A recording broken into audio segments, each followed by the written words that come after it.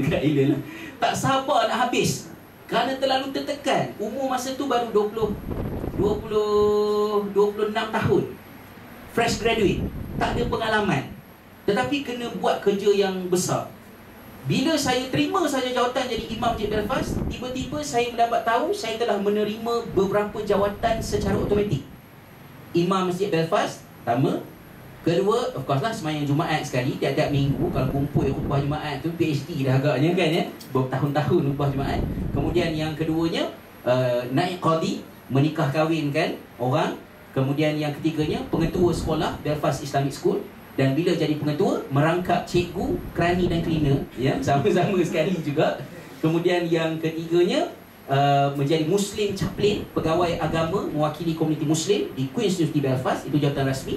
Kemudian yang keempat, saya tak ingat lah, empat ke lima ke, menjadi Muslim Chaplain di dua penjara di UK, di Northern Ireland, Maghaberry dan Magrigan, ada dua penjara. Dan yang tiganya menjadi Muslim Chaplain di 3 hospital yang berada dekat Belfast ya, iaitu Belfast City Hospital dan juga ada 2 hospital yang saya tak ingat nama dia lah. Jadi dapat banyak jawatan, kerja yang banyak, dan itulah yang menyeksa batinnya lah. Tetapi saya rasa ketika menempuhnya sangat pahit. Tetapi bila dah selesai kerja tu, hari ni dah balik ke Malaysia, saya rasa pengalaman itu sangat berharga lah, ya, sangat berharga. Termasuklah ketika berinteraksi di penjara, ya, berinteraksi penjara. Jadi ada masa jadi panduan, ya, ada masa jadi pegawai pula kan. Jadi maknanya okeylah, roda kehidupan, kejap atas, kejap bawah. Jadi pada satu hari itu saya telah sebelum saya cerita tentang itu, ketika saya bertugas untuk mengendalikan penjara yang dekat dengan Belfast ialah Maghaberry, Asian Prison Maghaberry. Saya tak boleh berada sepenuh masa di penjara kerana stesen saya ialah di masjid. Jadi pada masa itu yang banyak membantu saya untuk menjalankan kerja-kerja saya di penjara ialah padri-padri yang bertugas di penjara. Itu satu pengalaman yang mungkin payah nak dapat kat Malaysia lah. 2 minggu sekali, padri daripada Maghaberry akan datang memaklumkan kepada saya banduan-banduan Muslim yang terbaru lah. Bila ada banduan Muslim, sama ada banduan Muslim masuk penjara ataupun banduan yang berada dalam penjara memeluk Islam. Ya, dia berlaku. Jadi tugas saya ialah menyiapkan keperluan mereka. Jadi dah ada package lah, Quran terjemahan, kadang-kadang kita bagi juga Quran, lepas tu sejadah, kemudian beberapa bahan bacaan kumpul dalam satu pack. So padri ni akan bawakan daripada masjid ke penjara dan distribute kepada banduan-banduan ni. To certain extent, saya rasa pada masa itu saya tak sempat terfikir apakah ada sebarang propaganda ke, agenda ke apa ke. Tak ada. Sebab tu saya tidak menafikan wujudnya kristianisasi, wujudnya proses untuk memurtadkan orang Islam. Ia berlaku. Cuma dia tidaklah semuanya begitu. Ada 1, 2, 3 tempat yang boleh kita reflect dan kita fikirkan. At least apa yang saya tempuh ketika itu yang terjadi. Padri-padri ini bekerjasama dengan baik. Termasuk juga di Ireland pada masa itu, di Belfast pada masa itu, bila nak diadakan apa-apa majlis, katalah majlis macam ni, yang membabitkan isu agama, pandangan agama, biasanya panel akan ada beberapa orang wakil daripada agama-agama yang berbeza lah. Contohnya di Queen's University Belfast, pelajar perubatan tahun 2 ataupun tahun 3 telah menganjurkan satu seminar tentang medical ethics. Ya, tajuk yang mereka bincangkan ialah euthanasia. Ya, euthanasia, hukum untuk mematikan pesakit, ya, sama ada secara pasif ataupun secara aktif lah. Kerana pesakit dah terminally ill, maknanya dah tak boleh dah nak selamatkan, kanser dah tunggu masa nak mati saja contohnya, ataupun apa-apa situasi lah, boleh tak kita memenuhi permintaan dia untuk mematikan dia, ataupun beberapa contohnya itu euthanasia, dalam bahasa Arab qatlur rahmah. Ya. Jadi mereka mengadakan seminar. Mereka jemput wakil daripada 4 agama, 4 kumpulan lah. Saya mewakili Islam, Muslim, kemudian ada wakil daripada Protestan, Katolik dan juga Yahudi. Ya, pada masa itu wakil Yahudi tak datang, Protestan, Katolik dan saya, 3 orang. Dan saya berada di ketika kami cabut undi, rezeki saya dapat giliran yang ketiga. Itu paling best lah, sebab yang terakhir bagi orang lain cakap dulu. Jadi wakil Protestan dan Katolik, semasa mereka membentangkan pendapat masing-masing, pendapat mereka mengatakan, saya sebut dalam buku ni, Ini juga tajuk dalam fiqh contemporary ke bagi jabatan syariah contohnya. Soalan dia menyebutlah, dia kata sepatutnya apabila kita nak membuat keputusan tentang euthanasia ini, kita tidak boleh membiarkan keputusan ini dibuat oleh doktor sewenang-wenangnya. Mereka mesti membabitkan orang-orang agama macam kita, kata Padri tadilah. Tetapi pandangan orang agama selalu diketepikan. Inilah kesan sekularisme. Oh begitu kan. First time saya dengar orang Kristian komplain pasal sekularisme. So mereka juga mangsa kepada sekularisasi masyarakat mereka lah. Jadi bila sampai giliran saya membentangkan, dan saya rasa pembentangan saya very simple and basic, dan kita tak sangka orang boleh memandangnya dalam bentuk yang lain, ya. Saya bentangkan, saya bawa pandangan daripada Majlis Iftah Majmua Fiqh Islami lah, bukan saya, yang memutuskan bahawa dalam euthanasia seringkasnya apa yang perlu diperincikan bukan patut babitkan siapa, tetapi orientasi Islam ialah siapa yang tidak boleh terbabit dalam membuat keputusan. Ya? Ini adalah satu perubatan. Maka doktor yang kena buat keputusan, bukannya ustaz ke orang agama. So you don't have to involve me. Otherwise ada konflik etik ke, you boleh tanya. Tapi doktor yang mempunyai integriti yang baik, doktor yang kena buat decision sama ada euthanasia ataupun tidak dalam situasi-situasi di hospital lah. Dan ada beberapa orang tak boleh terbabit. Antara yang tak boleh terbabit ialah personel, pegawai daripada bahagian organ transplant. Tak boleh, sebab dia ada kepentingan. Bukan kepentingan tidak baik pula, tapi dia ada kepentingan. Pewaris-pewaris harta tidak boleh mempengaruhi keputusan yang hendak dibuat. Jadi saya bentangkan begitu. Jadi bila saya bentang play dan gini saja. Kata padri Yahudi, Kristian dan Protestan dan Katolik tu, dia kata this is very interesting. Sebab kita hanya fikir siapa yang patut terbabit. Kita tak pernah terfikir pun siapa yang tidak sepatutnya terbabit. Dan idea ini penting untuk kita propose kepada National Health Service, NHS. Jadi saya mempelajari satu aspek, iaitu orang Kristian di sana ataupun masyarakat di sana, to certain extent mereka ni agak terbuka. Tidak pula berkata, tapi ini pendapat Muslim, kalau kita terima, kuranglah kekristianan kita. Adakah kita telah diislamisasikan? Maksudnya macam tu. Tak ada, dia tak fikir macam tu. Asalkan benda ni baik, rasional, logik, dia ambil. So bila sikap dia macam tu, dia menjadi orang yang paling banyak mendapat manfaat. Sebab apa sahaja yang baik akan dimanfaatkan, berbanding dengan kita yang sangat prejudis sehingga mengabaikan banyak kebaikan yang melintasi kehidupan kita lah. Okay, itu soal bahagian. Last part, janji tadi suku kan, setengah jam ni kan, memang menyakit saya lah ya. Ada lagi beberapa kejadian yang berlaku dalam ni yang boleh, contohnya perkahwinan dengan Muslim dengan non-Muslim. Saya tidak dapat bertindak untuk menghalang sepenuhnya daripada perkahwinan lelaki Muslim dengan perempuan Kristian, kerana ia adalah satu yang normal yang berlaku di seluruh negara barat. Sama ada orang Pakistan ataupun orang-orang daripada negara Arab yang biasa pergi dengan mengambil peruntukan kitabiah. So semasa saya di Malaysia, macam kita semua juga, kita telah buat conclusion yang simple, iaitu kitabiah, ahli kitab tak ada dah. Sebab kitab telah menyeleweng, bla bla bla, gini. That's the end. Puncanya mungkin kerana kitabiah ialah satu topik, tapi dia tidak merupakan satu isu sebenar dalam hidup. Tapi bila kita menghadapinya, then kita kena revise balik. Apakah sebenarnya kefahaman kita? Jadi saya ringkaskan cerita, berlakulah proses untuk menikah kahwinkan lelaki Muslim dengan perempuan Kristian. Saya secara peribadi meletakkan beberapa syarat. So bila ada orang lelaki datang, Imam, dia kata, are you free? Imam free tak tarikh sekian-sekian? Sebab saya nak kahwin, nak book untuk akad nikah lah. Jadi soalan saya tanya, bakal isteri Muslim ke tidak? Ya, kat Malaysia tak boleh tanya lah macam tu kan, kena penampar lah, tak nak kahwin orang kafir kot kan Tapi di sana kena tanya lah soalan tu. So your future wife, she's a Muslim or not? Dia kata Muslim, Alhamdulillah.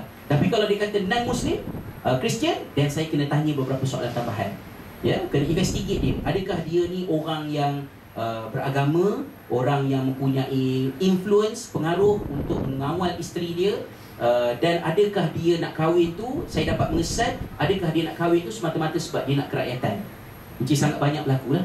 Kahwin dengan perempuan Kristian, lepas 4 tahun entitled, dapat pasport British, terus hilang. tinggalkan isteri tu kontang-kanting. Isteri datang masjid minta bantuan. That happen all the time. Jadi kalau sekiranya dia lalok-lalok semacam je, saya tak approve lah perkahwinan tersebut. Tapi kalau saya nampak dia orang yang berilmu, dia orang yang kuat karakter dia, boleh mempengaruhi isteri dia, maka saya proceed kepada peringkat yang ketiga, iaitu both of you kena sign satu surat bahawa anak mesti dibesarkan mengikut cara Islam sampai umur 18 tahun. Maknanya isteri yang Kristian tadi kena besarkan anak tu ikut cara Islam. Sehingga ini agreement sama mereka. Lepas 18 tahun tak boleh buat apa-apa lah, sebab bebas lah untuk pilih nak Kristian ke nak Muslim ke apa ke. Maknanya dari segi undang-undang ni tak boleh nak block dah. Jadi kalau dia setuju, baru proceed. So macam mana nak kahwinkan lelaki Muslim dengan perempuan Kristian adalah perincian kisah di dalam ni, siapa walinya, bagaimana kaedahnya. Satu kejadian last yang saya nak share di bahagian di sini ialah dakwah dengan non-Muslim. Saya ni bukanlah orang yang confident sangat, tapi keadaan selalunya memaksa untuk terjebak. Ya.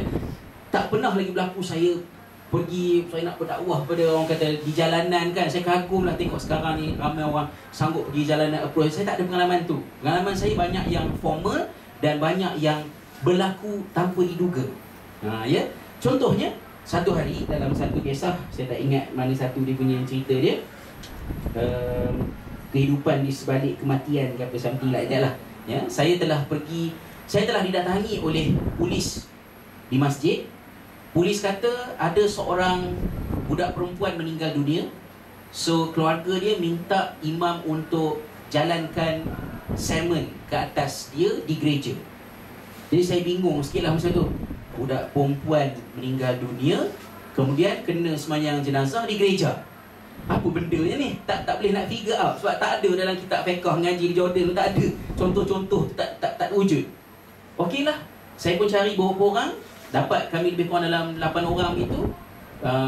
Kami pergi naik limousine, dibawa sampai ke gereja. Saya bukan gereja funeral house, tapi dia attach dengan gereja. Dan bila sampai di gereja tersebut, saya berjumpa dengan ibu kepada budak perempuan yang meninggal dunia tu. Ibu dia mengucapkan, terima kasih imam, thanks for coming. Dia kata dan bila isteri dia, perempuan itu memperkenalkan suaminya, seorang Muslim, pakai anting-anting, saya nak salam, suami dia tak nak salam dengan saya. Dia macam buat bodoh pula, macam tu je. So yang melayan saya ialah perempuan yang Kristian tu. Yang menelpon polis ialah perempuan Kristian sebut. So ini ialah perkahwinan lelaki Muslim dengan perempuan Kristian. Perempuan Kristian tu yang telefon polis minta cari imam, cari masjid untuk sembahyang jenazahkan anak dia. So bila saya tanya, rupa-rupanya anak dia yang berumur dalam 4-5 tahun gitulah telah meninggal dunia semasa tidur. Ya. Dan urusan-urusan berkaitan dengan hospital semua dah selesai lah. Jadi mak dia nak supaya anak dia diuruskan cara Islam. Ya. Jadi saya rasa confused sikit, tapi sangat terharu dan sedih lah memikirkan benda tu. Bapa hampir Muslim, ya, mak Kristian, very committed. Sebab tu bila saya mengajar di sekolah, saya tak boleh pakai CP Malaysia. Islam agama yang benar, Kristian agama yang salah. Islam masuk syurga, Kristian masuk neraka. Saya cakap macam tu. Anak murid saya, beberapa, mungkin dalam 20% daripada kalangan mereka, bapa mereka Muslim, mak mereka Kristian. Dan kebetulannya mak mereka baik, bapa mereka jahat. Tiba-tiba ustaz dekat sekolah kata Islam betul, Kristian salah, Kristian masuk neraka, Islam masuk syurga. Jadi confused budak-budak tu. Maka dia mendedahkan kepada saya tentang perlunya untuk hal-hal yang macam ni dilihat daripada sudut-sudut yang pelbagai. Bukannya main orang kata one way street saja. Jadi bila saya masuk ke dalam tempat semayang tu, budak perempuan tu telah dimandikan, dipakaikan dengan gaun yang cantik, diletakkan dalam keranda ya. Kemudian dihias dengan cantik lah. Saya rasa macam melankolik lah, sedih pada masa itu. Saya bercakap seorang-seorang dengan budak tu lah, mengomel seorang-seorang lah. Saya kata syukur, Alhamdulillah kamu pergi sekarang. Kalaulah kamu besar dalam keadaan mak kamu macam ni, bapak kamu macam ni, tak tahulah kamu confused jadi macam mana nanti kan? So kalau mati umur macam ni, dah tentu masuk ke syurga. Jadi saya cek arah kiblat, betulkan posisi tu, dan kami 8 orang ni semayanglah jenazah untuk budak tu. Yang keluarganya, yang Kristian semua tu duduklah kat belakang ni. Jadi lepas semayang jenazah tu, seperti biasa peraturannya kita kena berucap. Ya, Itu lagi saya tension lah. Apa benda aku nak ceramah ni dah. Aku tak boleh ceramah kan. Dapat mikrofon janji setengah jam jadi 1 jam kan. Tak nak cakap apa ni. Depan ni semua Kristian, budak perempuan meninggal. Jadi saya sebut yang paling basic lah. Tu kita tak tahu. Kita rasa benda tu simple, tapi rupanya dia besar bagi setengah-setengah orang. Jadi saya ucap, saya kata lebih kurang lah. Walaupun kejadian ini sangat menyedihkan, dan saya ucapkan takziah ya, condolence kepada both parents dan juga kepada family. Tetapi the positive side ya, sisi positifnya, dan positif ni tak bermaksud menafikan kesedihan, cuma untuk pujuk sikit hatilah, because kehidupan perlu diteruskan. Ialah dari perspektif Islam, from Islam's point of view, setiap bayi dilahirkan dalam keadaan suci, fitrah ya. Dan apabila dia meninggal dunia pada usia yang seperti ini, dia meninggal dunia dalam keadaan yang suci dan bersih, maka dia sudah terjamin tempatnya di syurga. Dan Allah beri kelebihan anak yang seperti ini boleh memberi syafaat kepada ibu bapanya nantilah. Lebih kurang gitulah. Jadi kita semoga kematian ini menjadi peringatan kepada kita, dan saya mohon izin untuk beredar takziah sekali lagi, dan terima kasih kerana menjemput kami. Thank you very much. Dan saya pun beredar lah. Habis begitu, saya pun balik. Bayi itu dikebumikan macam mana apa, saya tak tahu pada masa itu. Kami di island tidak ada tanah kuburan Islam. Cuma kita cuba buat arrangement, orang Islam yang meninggal akan dikebumikan di satu sudut dalam kawasan perkuburan Kristian, tapi di satu sudut yang dikumpulkan orang Islam banyak sikit dekat situ lah. Setakat lebih kurang 10-15 tahun yang lalu. Sekarang saya tak pastilah. Kejadian tersebut ada sambungan dia, iaitu lebih kurang dalam seminggu ke lebih kurang lepas tu, ketika saya berada di masjid, seorang lelaki telah datang ke masjid. Saya tengok muka dia nampak macam familiar sikit lah sebelum tu, nota kaki dia, apabila saya tulis travelog ni, saya ditimpa dengan masalah. Masalahnya ialah, sebelum saya tulis travelog ni, saya ingat semua cerita. Dialog dia lebih kurang saya boleh trace balik lebih kurang bila kejadian berlaku. Tapi bila saya pindahkan dia ke buku, cerita tu semua hilang daripada memori saya. Saya tak ingat sekarang ni. Jadi saya kena tengok balik apa yang saya tulis. Walaupun saya rasa agak duka cita kerana cerita tu hilang dari pikiran, tapi saya rasa ia lebih baiklah untuk berada di buku daripada duduk dalam kepala ni tak dapat edah apa pun lah kan? Jadi saya tak ingat sangat detail. Sahabat boleh check lah kalau dalam buku tersebut. Jadi lelaki tersebut, saya kata you look familiar kan. Dia kata saya ialah cousin kepada budak perempuan yang meninggal dunia yang imam datang semayangkan minggu lepas. Okay, barulah sebab dah terlintas itu ingat muka kan. Ya, what can I do to help you kan. Jadi dia kata dia begitu tersentuh dengan ucapan saya, sebab rupa-rupanya keluarga mereka sedang berkonflik. Mereka marahkan perempuan Kristian tadi, ibu kepada jenazah tadi, sebab budak itu meninggal dunia dalam keadaan dia belum dibaptiskan. Dan lebih kurangnya keluarga itu beranggapan budak itu mati dalam keadaan dosanya tidak disucikan. Maka dia mati dalam keadaan kotor, berdosa, dan it's the mother is the one to be blamed. Itulah you kahwin lagi dengan orang asing, foreigner, siapa dengan alien lah ni apa semua. Istilah saya panggil alien, foreigner dia panggil alien, bukan alien daripada luar angkasa dia maksud tu. Tiba-tiba bila imam berucap, dia kata bila you berucap, you kata daripada pandangan Islam budak itu suci. Dan saya rasa pandangan itu dekat dengan saya, sebab saya tak boleh terima bagaimanakah seorang budak yang begitu innocent nak dipandang sebagai berdosa. Jadi ada sesuatu yang menarik tentang agama inilah. Jadi di situlah dia datang, dia nak belajar tentang Islam. Eventually akhirnya dia memeluk Islam. Jadi bukan saya approach dia, okay come to Islam. Saya tak cukup macho lah nak buat macam tu kan. Tapi Allah Ta'ala tentukan gitu. Tiba-tiba ada pula orang yang sentuh. Jadi betul lah kata Allah Ta'ala, ya, sampaikan peringatan, ya, kerana sungguhnya engkau bertugas untuk memberikan peringatan, ya. Lasta alaihim bimusaitir, engkau tidak ada keupayaan untuk memaksa mereka, dan tugas engkau adalah untuk menyampaikan. Jadi lebih kurangnya keseluruhan daripada isi kandungan buku ini menceritakan tentang satu dimensi lain apabila Islam diamalkan di satu dunia yang mungkin agak asing bagi sebahagian kita, dan itu menjadikan beragamanya kita berlakunya perkembangan, develop. Ya, macam mana Imam Syafi'i rahimahullah daripada Iraq ke Syria, ke Mesir mengalami perubahan pendapat, maka begitulah bila kita musafir itu dia banyak mempengaruhi. Jadi saya tidak dapat menafikan bagi diri saya memang pengalaman ketika berada di sana menyebabkan terjadinya apa yang terjadi sekarang lah. Maka kalau pendapat saya mungkin kedengarannya seperti berlainan daripada sebahagian yang lain, mungkin itu kesan daripada pengalaman berada di sana lah. Malah saya juga kadang-kadang menyebut kepada kawan-kawan, saya kata pengalaman saya menjalankan kerja dakwah, menjadi imam, bertugas di sana dalam keadaan negara UK tu, United Kingdom itu, permaisurinya kafir, ya, kabinetnya semuanya non-Muslim belaka, tidak ada pejabat agama, tak ada langsung lah, apa pun tak ada, ya. Tetapi saya dapat mempraktiskan Islam dengan semaksimum mungkin. Dan masjid kecil tempat saya bekerja itu, puratanya lebih kurang 1 ke 2 orang penduduk tempatan yang memeluk Islam, ya, daripada kejadian itu. Berbeza dengan pengalaman apabila kembali ke tanah air pada tahun 2004, banyak sangat birokrasi yang sebahagiannya saya rasa tak masuk akal.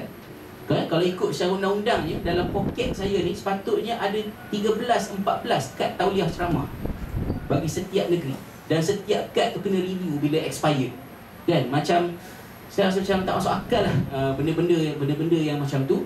Dan itu menyebabkan bila saya balik ke Malaysia pada tahun 2004, asalnya tidak plan begitu, tapi balik pada 2004 atas jemputan daripada keluarga, permintaan daripada keluarga dan juga hal-hal yang lain, saya mengambil masa 2 tahun untuk menerima hakikat yang saya dah balik ke Malaysia lah. So 2 tahun yang pertama saya nak marah je. Bila kena horn, bawa kereta kan, ping, katalah kita memang hati memang kurang ajar betul lah dari Malaysia ni, memang geram je lah. Pergi hospital, pergi jawab pos, semua tak betul lah ke, ya, sebab 11 tahun duduk kat luar. Selepas 2 tahun balik, saya pergi ke island semula, balik semula ke Malaysia, barulah saya rasa tenang dan dapat menerima lah bahawa inilah realiti kehidupan kita yang mesti kita hadapi bersama kan. Jadi saya kira sekadar itu saja. Sampai habis masa, insyaAllah. Astagfirullahaladzim kan. Jadi sikitlah masa yang berbaki tu. Kalau sahabat-sahabat ada persoalan, pandangan ke, saya pengalu-alukan lah untuk melengkapkan sesi kita. Allah.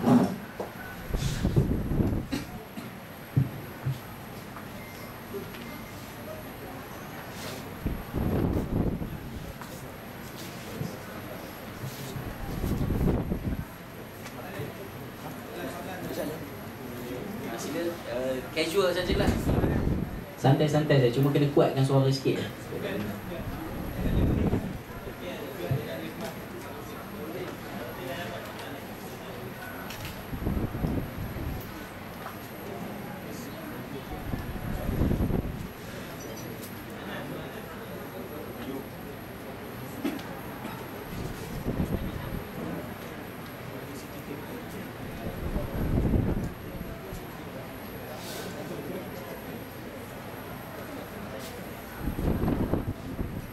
Alhamdulillah, maknanya lebih kuranglah saya kesan tidak baik buku ditulis. Kalau ada soalan, saya untuk sementara masa ada ni, saya kesan tidak baik buku ditulis. Asalnya saya tulis buku ni dengan satu niat lain, untuk menggambarkan dalam kalimah buku ni bahawa kita juga sama macam semua orang lain menempuh pelbagai pengalaman dalam kehidupan. Tapi bila tulis buku ni, ada pula orang yang telah tersalah membuat kesimpulan. Dia kata, Ustaz, bolehlah pengalaman Ustaz, maknanya macam-macam pengalaman dalam hidup, kena saya anak tak ada pengalaman banyak macam tu, jadi tak bolehlah nak mendapat hikmah-hikmah macam yang Ustaz dapat. Jadi saya berpandangan lah pendapat itu salah, ya? Salah pendapat, ya? Pendapat itu salah. Pengalaman yang saya tempuh ini memang ada sebahagiannya pengalaman yang agak lain lah, tapi banyak pengalaman itu sebenarnya ketika saya menempuhnya, saya tak dapat mempelajari apa pengalaman, apa pengajarannya. Kemudian bila fikir balik baru boleh, okey, ini pengajaran ini pengajaran ini. Maksud dia, kekuatan dalam kehidupan kita bukan kekuatannya terletak pada apa yang berlaku. Kekuatannya terletak pada bagaimana kita menafsirkan apa yang berlaku. So kita kadang-kadang hanya memberikan nilai kepada kejadian-kejadian yang besar. Bila kejadian-kejadian yang biasa-biasa, kita cenderung untuk tidak melihat bahawa ada sesuatu yang Allah nak sampaikan dalam kejadian biasa tu. Maka akhirnya jadilah kita orang yang tidak berpengalaman. Orang yang banyak pengalaman, bukan dia banyak pengalaman, tetapi dia memberi nilai kepada pengalaman dia. Lalu tercatatlah benda tu. Saya beri contoh. Masa saya nak ceramah dekat Shah Alam, masa tu duduk Ampang, terlalu mengantuk. Tak macam mana pun takkanlah saya nak call, minta maaf nak tak boleh datang ceramah ni, ada ngantuk nak tidur. Astaghfirullahalazim, keluar dalam Facebook malam tu, Ustaz Rizal Ponting ceramah Maulidur Rasul di Shah Alam, dia tidur. Tak boleh, tu kena pergi juga. Jadi pergi dalam keadaan mengantuk. Maka saya dah tohuyung hayang bawa kereta, dan kejadian yang terjadinya ialah pada petang itu tayar kereta meletup. Kan? Meletup, kena paku lah. Jadi bila kena paku, dipendekkan cerita, saya tak boleh nak teruskan perjalanan. Orang masjid kata tak apa Ustaz, kami tunggu lebih syak, tak apa. Dia suruh datang juga. Kalau dia kata kami datang ambil step, okey juga kan. Dia suruh datang sendiri juga kan. Macam mana nak buat kereta lagi 30 km tayar kecil tu. Jadi saya kata tak boleh lah, terpaksa batalkan. Jadi saya pun patah balik ke rumah. Jadi saya fikir bila balik ke rumah, itulah kebesaran Allah SWT. Sebab yang saya nak ialah saya sampai ke tempat ceramah. Tapi Allah bukan beri kepada saya apa yang saya mahu, tapi Allah beri kepada saya apa yang saya perlu, iaitu sila balik ke rumah. Sebab kalau teruskan perjalanan, mungkin aksiden. Sebab terlalu mengantuk. Dan saya tidak boleh dengan sengaja tak pergi, lalu meletup tayar, memberikan peluang untuk saya balik. Maka saya dapat, kerana pandai mereka cerita, pandai mereka cerita, saya berikan nilai kepada kejadian tayar meletup. Saya rasa semua orang ada pengalaman tayar kereta pancit. Tapi boleh tak reka cerita daripada sebuah tayar pancit? Ya? Untuk saya reka cerita. Bukanlah reka cerita, mencipta pengajaran. Dengan tayar pancit pun aku dapat mendekatkan diri dengan Allah SWT. Sebab Allah bukan bagi apa yang aku nak, Allah bagi apa yang aku perlu. Maka tuan-tuan dan puan, hargailah pengalaman-pengalaman biasa masing-masing. Bahawa setiap detik dan saat Allah berbicara dengan kita melalui kejadian-kejadian yang berlaku. Namun kalau nak juga pengalaman-pengalaman yang luar biasa, saya tak kata sila biarkan visa tamat. Tak adalah kata gitu pula ya. Silalah pergi duduk kat Vietnam ke mana ke, terpulanglah pada masing-masing. Tetapi yang pastinya ialah kita perlu keluar daripada zon selesa, berani mencuba dan tidak banyak beralasan. Buat je lah. Masa saya kerja jadi imam tu, tak reti pun, buat je lah. Dengan buat dah jadilah. Ya? Jadi lebih kurang begitulah. Saya tidak pasti sejauh manakah penyampaian ini sampai kepada objektifnya. Buku di hamparan Syamrock, Ku Seru Namamu, boleh diperolehi di MDH, Popular, mungkinlah kau ada pameran-pameran buku ke. So ini bukan buku akademik ya? Jangan buat assignment rujuk buku di hamparan Syamrock, Ku Seru Namamu. Kalau pensyarah marah, tanggung sendiri. Bukan salah saya.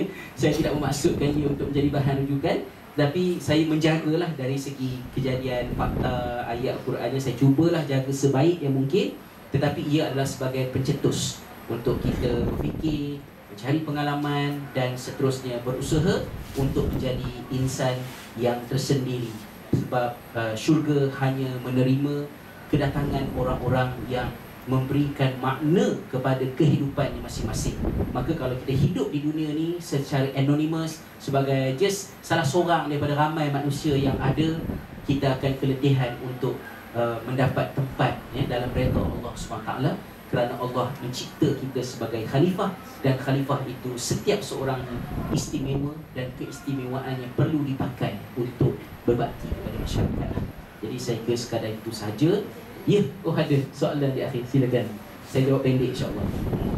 Silakan Ustaz. Assalamualaikum.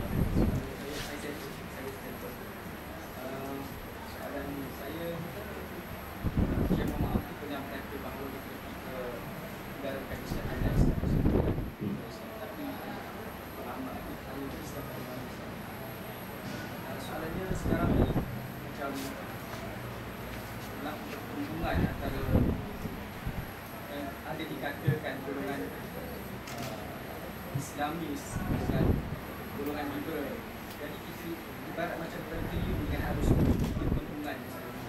Jadi macam mana kita nak berhati-hati dalam situasi ideologi yang pelbagai. pasti kita nak mengamalkan Islam dengan ini wakil. Soalan kedua Ana pernah berjumpa dengan non-Muslim. Dia nak berkahwin, tapi dia nak masuk Islam dengan alasan dia nak berkahwin. Jadi kita patut target dia ke atau kita patut target dia ke atau macam mana? Patut approachkan akan Islam dia betul-betul kita nak kahwin ikhlas, atau memang kita sabar dia kata memang memang nak kahwin tak masuk Islam. Baik, terima kasih Ustaz. Mungkin soalan yang pertama tu secara ringkasnya saya cuba memberikan respon. Adalah sangat penting apabila kita mempercayai sesuatu, kita mempercayainya di peringkat kita boleh berpendirian. Maksudnya kita rasa secure dengan apa yang kita percaya. So sebagai seorang Muslim, adakah kita confident dengan akidah dan iman kita?